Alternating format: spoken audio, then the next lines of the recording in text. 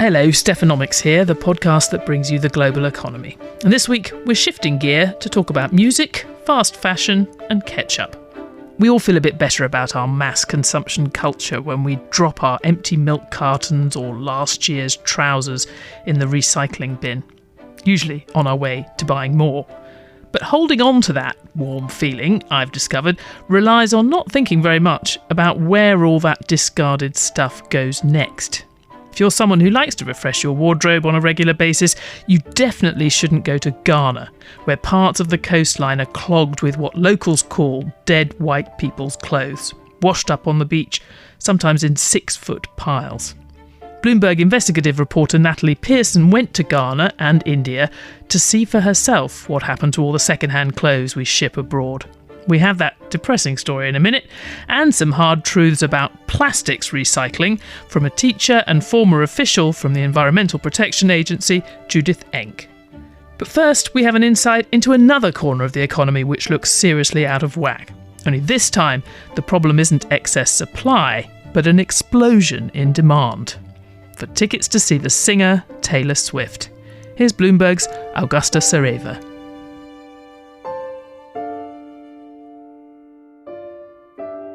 Good morning, America. It's Taylor. I wanted to tell you something that I've been so excited about for a really long time, have been planning for ages, and I finally get to tell you I'm going back on tour. Taylor Swift has been my top streaming artist for 6 years now. Despite that, I've never had a chance to see her live. That's why, when the 32-year-old singer announced that she was touring the US for the first time in 5 years next year, I signed up for the pre-sale right away. But when I got to the virtual line on the Ticketmaster platform last week, I quickly found out that I wasn't the only one bringing years of pent-up demand to the table. Not even 8 hours in line were enough for me to score a ticket. The site was supposed to be opened up for 1.5 million verified Taylor Swift fans. We had 14 million people hit the site. We did sell over 2 million tickets that day. We could have filled 900 stadiums. That was Greg Maffei, the CEO with Ticketmaster's parent company, in an interview with CNBC. Yes, Greg, I know it all too well.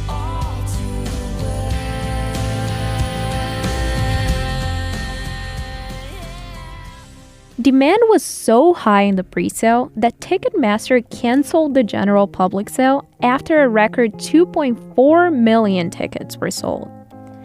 The whole frenzy triggered antitrust investigations from politicians and attorneys general alike. Meanwhile, for those like me, all that's left to do is trying to buy tickets for as much as $40,000 on the secondary market. We have the means of almost unlimited production. We have an almost unlimited capacity to consume. We need to raise our actual consumption so that it matches our capacity to produce. We know that this doesn't happen. Supply and demand, two of the oldest concepts in economics. But this is Swiftonomics, where supply is manufactured and accusations of price gouging and monopoly abound. In the early 2000s, late economist Alan Krueger came up with the term rockonomics. The labor economist who advised 2 U.S. presidents suggested that economic concepts could be more easily explained through the music industry, which most of us are familiar with. Krueger often used Swift as an example of someone who successfully used loyalty strategies to boost concert and music sales. First of all, I think Taylor Swift is an economic genius. She has made more money from concerts at her age than Madonna did at her age, or Beyonce, or Lady Gaga. So she's on a tremendous trajectory. And she has done this, I think, by making very good economic decisions.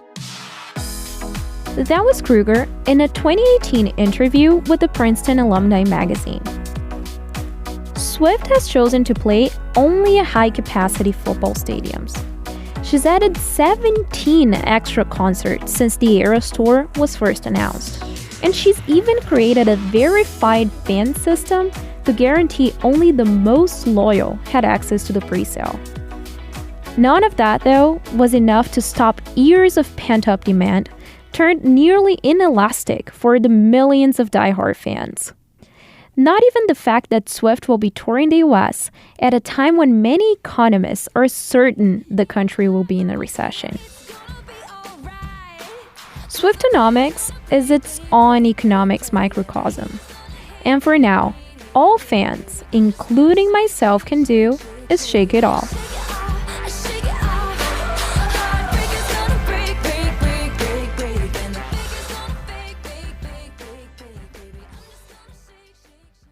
Well, as Augusta mentioned, the saga of the Swift tickets isn't just offering a window into millennial spending habits. It's also triggered a renewed debate about antitrust policies in the US, and particularly whether Ticketmaster has been allowed to acquire too much power in the industry. Eleanor Tyler is a legal analyst for the Bloomberg Industry Group in Arlington, Virginia, and she wrote an excellent piece on all of that for us. Eleanor, thank you so much for joining us. Very late notice, just before Thanksgiving. I appreciate it. Why has this Taylor Swift ticket debacle triggered antitrust debates? What exactly is the monopoly problem? So it falls neatly into a couple of debates that the broader antitrust policy world is having in the United States right now. One of them is about whether vertical mergers are something that the antitrust world should be concerned about. And when you say, just to explain about what a vertical merger is.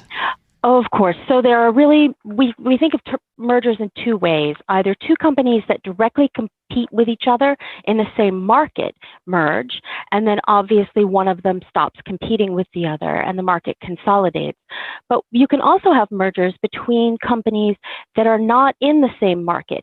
They are either supplier and buyer, or they are a company that makes a product and maybe one that retails it or distributes it.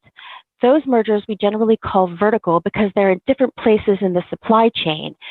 It used to be that antitrust didn't consider those to be much of a threat because they weren't consolidating a single market.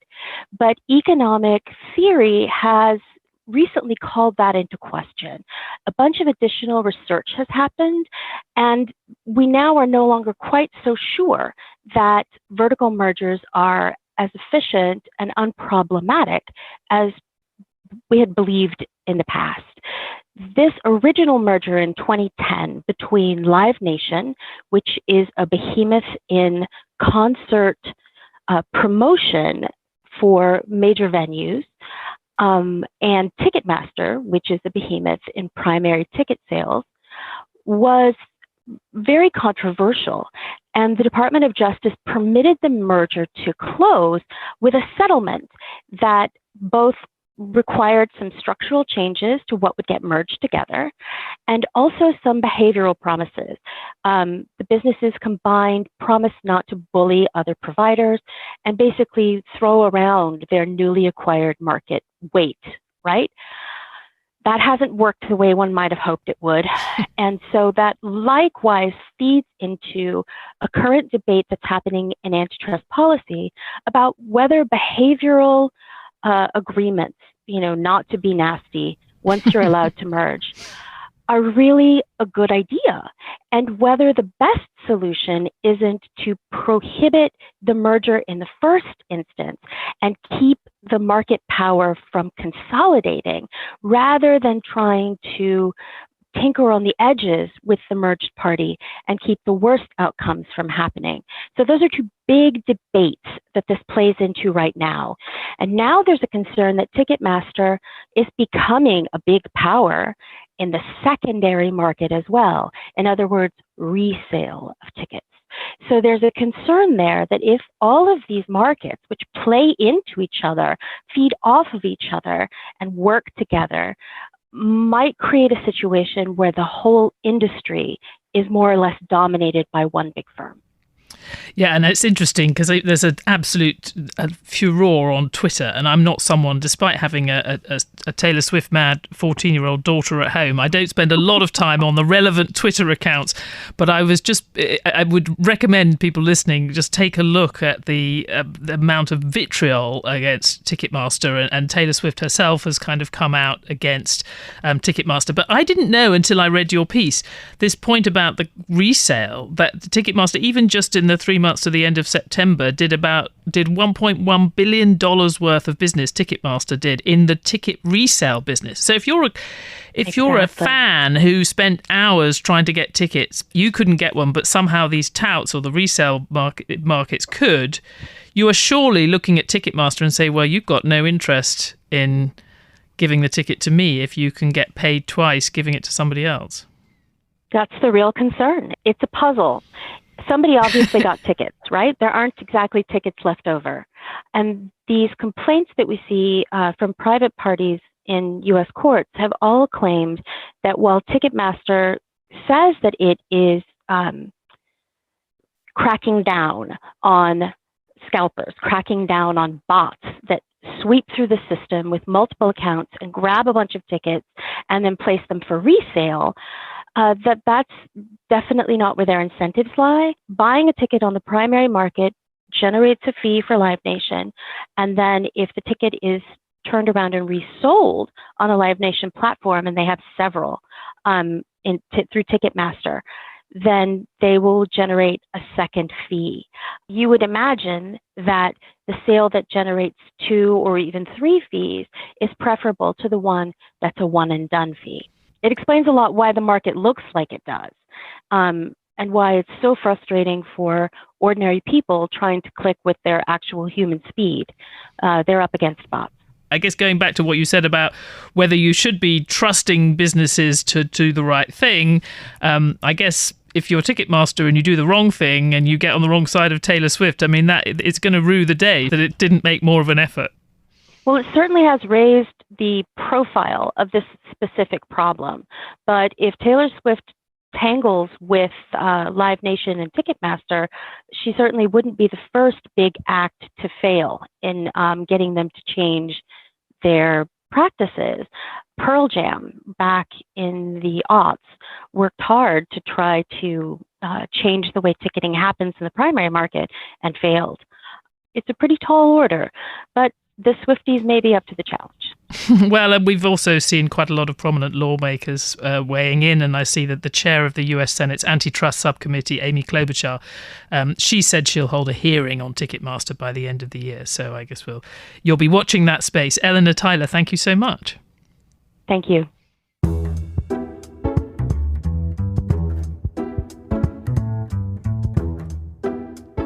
Well, now, as promised, we have some bad news for those of you planning to splash out on a new winter wardrobe in the days after Thanksgiving. Here's Natalie Pearson.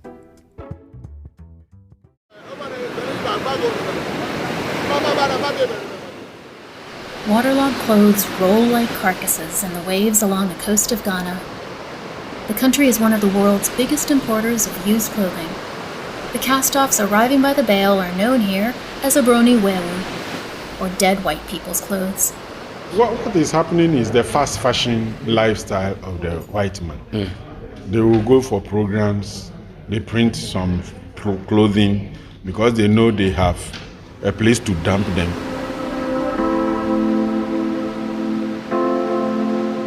That was Solomon Noy, the head of waste management in Accra, the capital of Ghana. Some 40% of the imported clothes don't get reworn or repurposed. They simply end up as garbage. When it rains, waterways belch garments into the ocean. The waves bring them right back to form a wall of rags, more than 6 feet high in places, along the shoreline of the city. Sanitation crews fight a losing battle every day, trying to corral Accra's textile waste into landfills. But there's just too much, says Noy. So at the end of the day, government doesn't have the money to be able to implement the infrastructure that is needed to take care of the white man's clothes. Yes, exactly. It's a disaster decades in the making, as clothing has become cheaper, plentiful, and ever more disposable. Each year, the fashion industry produces more than 100 billion apparel items. That's roughly 14 for every person on Earth, and more than double the amount in 2000. Every day, consumers toss out tens of millions of garments. Many land in so-called recycling bins set up in stores by fast fashion chains like H&M, Zara, and Primark. Research shows that when people believe an item will be recycled, they consume more of it. But textile recycling doesn't yet exist at scale. Globally, it's estimated that less than 1% of used clothing is actually remade into new garments. Instead, discards enter a global second-hand supply chain, which prolongs their life either by reselling them in developing markets or repurposing them into items like cleaning cloths or insulation.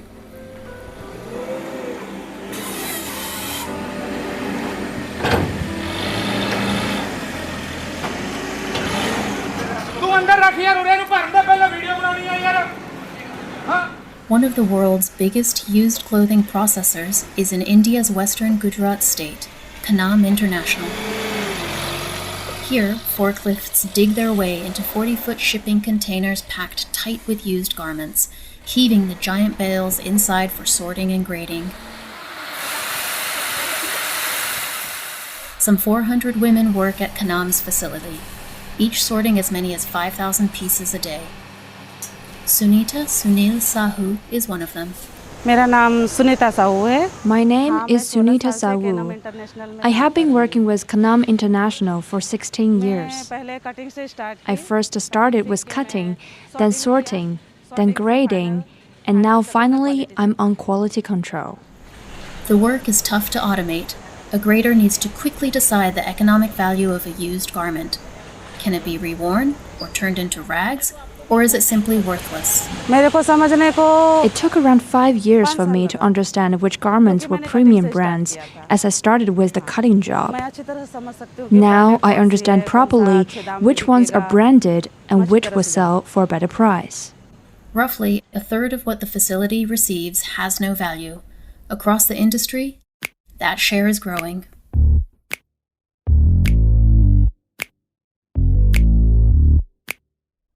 The decline in clothing quality has been spurred by fast fashion and consumers' preference for quantity over quality. Garments fall apart after a few washes. Most are blends of cheap synthetic fibers that are difficult to repurpose or recycle, and there's just so much of it that markets are saturated. Clothing values are high, and the prices are low.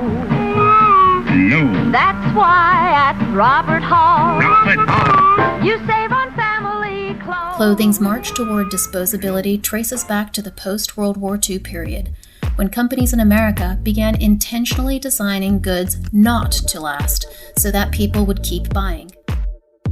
The fashion industry became geared toward getting consumers, particularly women, to churn through clothing ever faster. By the 1980s, the preconditions for fast fashion were in place.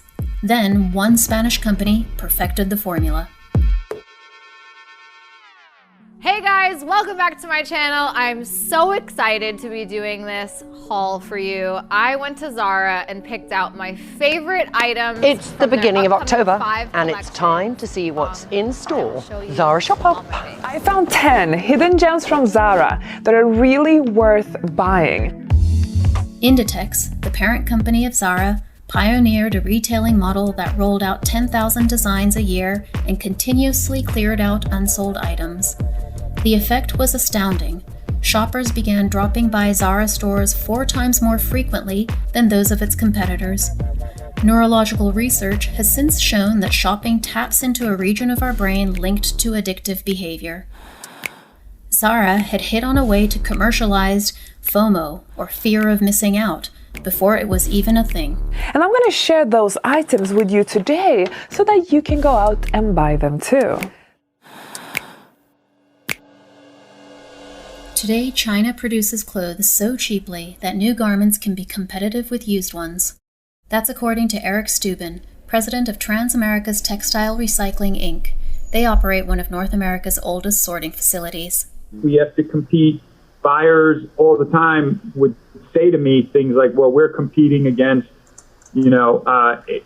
cheap Chinese manufactured merchandise. So it's, in a lot of these major African markets or global markets, Chinese manufactured clothing competes with secondhand in these markets. I've seen that firsthand in my dealings. It turns out that recycling clothes back into fibers for new clothes is devilishly difficult. Buttons and zippers need to be removed. Blended fabrics must be unblended, dyes removed. The technology to do so is nascent. Garment tags that boast recycled fiber content today usually use polyester from plastic bottles, but a plastic bottle can be recycled back into a plastic bottle many times. A plastic bottle turned into a puffer jacket can't. At the end of the day, experts warn that we can't shop our way to sustainability. Recycling will always consume more energy and produce more waste than reusing something, or not consuming it in the first place. Here's Julia Atwood, Head of Sustainable Materials at Bloomberg NEF. I mean, whenever you're thinking about the circular economy of anything, the best thing to do is to reduce demand. Yeah. So you would have to kill the fast fashion market in order to make a meaningful difference to the emissions or footprint of textile recycling.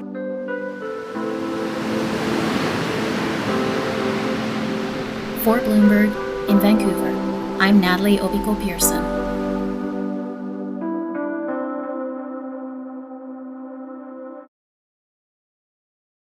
Now, Judith Enck is a senior fellow and visiting faculty member at Bennington College. She was previously a senior official at the Environmental Protection Agency under President Obama, and she's also the founder of Beyond Plastics. Judith, thank you very much for coming on Stephanomics. One lesson of Natalie's piece is that when it comes to clothing, the supply of second-hand clothes vastly exceeds what can realistically be reused at home or abroad. Is that also the case for plastics? Well, there is so much plastic production happening every day. And once it is used, and it's typically single use, there's nothing good to do with it when you're done. Plastics recycling has been an abysmal failure. There's very, very little reuse, refill of plastics. So our world is drowning in single-use plastic. Clothing, 70% of clothing has plastic in it.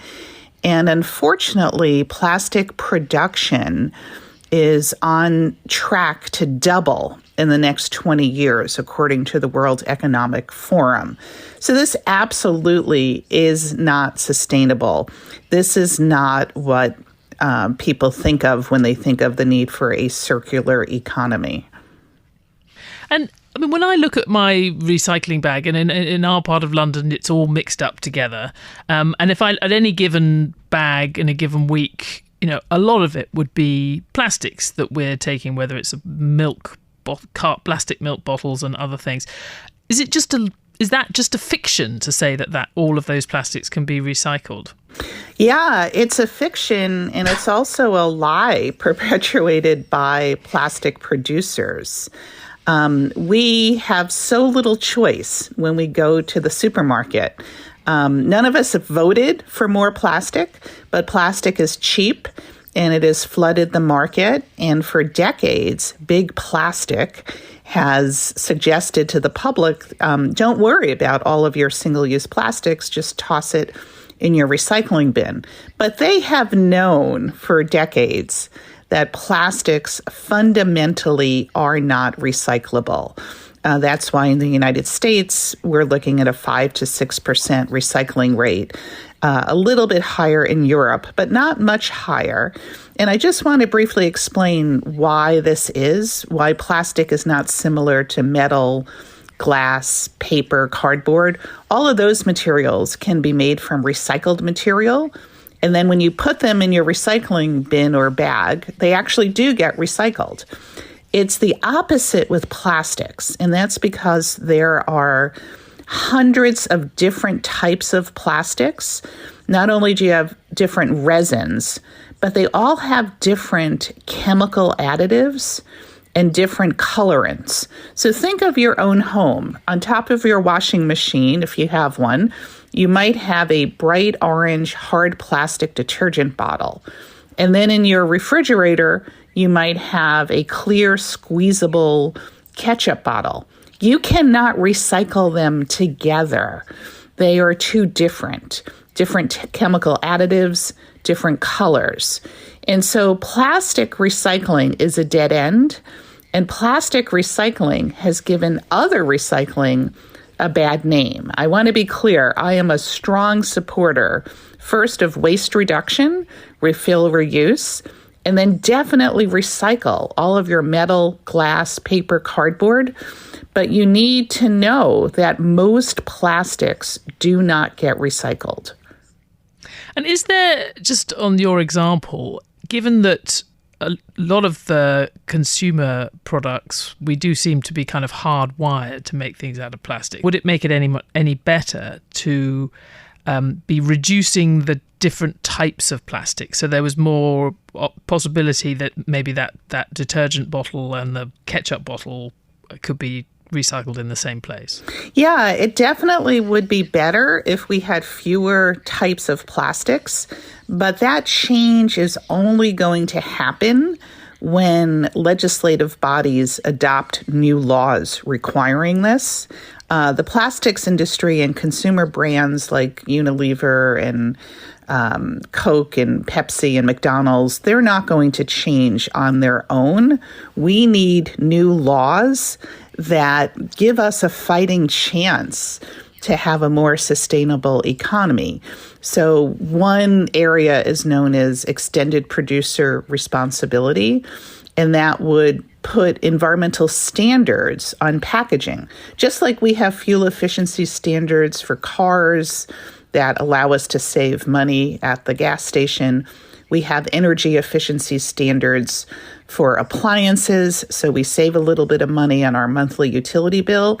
We need environmental standards for packaging that encourage reduction, reuse, but also some standardization so you have a chance to actually recycle it.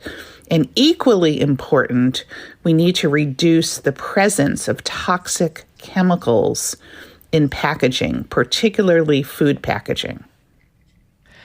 And I guess I should ask where the administration is on this. I mean, we've had sort of landmark environmental legislation in the summer, which was more devoted to the sort of the big picture emissions story.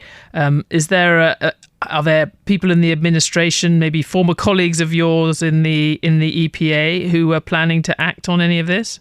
No, the Biden administration record and goals on plastic pollution is MIA, missing in action. I don't think the Biden administration, which I have tremendous respect for, I don't think they understand the connection between plastics and climate change. They talk a lot about environmental justice, but they have not done very much to reduce the risks of plastic production in low-income communities and communities of color in places like Louisiana, Texas, Appalachia. Also, there's very little difference between the position that the Biden administration and the Trump administration is taking on a proposed international plastics treaty. But fundamentally, what needs to happen is quite simple. We need to make less plastic. It's affecting health, particularly in low-income communities where the plastic is produced or disposed of. It definitely impacting climate change. It is turning our ocean into a landfill. And plastics is a huge recycling failure. So given all of that, it only makes sense that we make less plastic, but that's the opposite direction that the United States is taking. This is not a happy message that you've got, Judith. I'm sure it's a realistic one. I guess we should go back to the one bit of good news that you emphasised at the start, which is we shouldn't feel bad about or concerned about where our cans and paper and bottles are going, glass bottles are going. Those are being recycled. We have managed a circularity with those things. Yes, it's hard to sugarcoat the plastics message because it is pretty dire. You're definitely not falling into that trap, that's for sure. Yes, and I'm no fun at parties, but yes. Well, especially if anyone gives you a plastic cup, I imagine. But anyway, yeah, it's a scene. But glass in the United States is recycled at 27%, paper and cardboard 66%, ferrous metals 33%. So recycling can work for some materials, and it also creates jobs. But what I am optimistic about is the public wants to see change, and people are mobilizing to get important new laws adopted. Bottle bills, known as, beverage container deposit laws, put a dime deposit on a beverage container. It eliminates litter of that container. It gets a high recycling rate because it's source separated and kept so clean. Some companies are slowly getting the message. For instance, Coke, one of the largest plastic polluter in the world, announced recently that they will shift to 25% reusable, refillable beverage containers by 2030. Of course, that's going to require deposits on all of those containers. And we're seeing many small businesses emerge that use refillable, reusable containers. These are often women-owned businesses, small businesses around the globe, and that is the future. The future is reduction, reuse, refill, and phasing out plastics. Judith Enck, thank you so much. Thank you, Stephanie. A pleasure.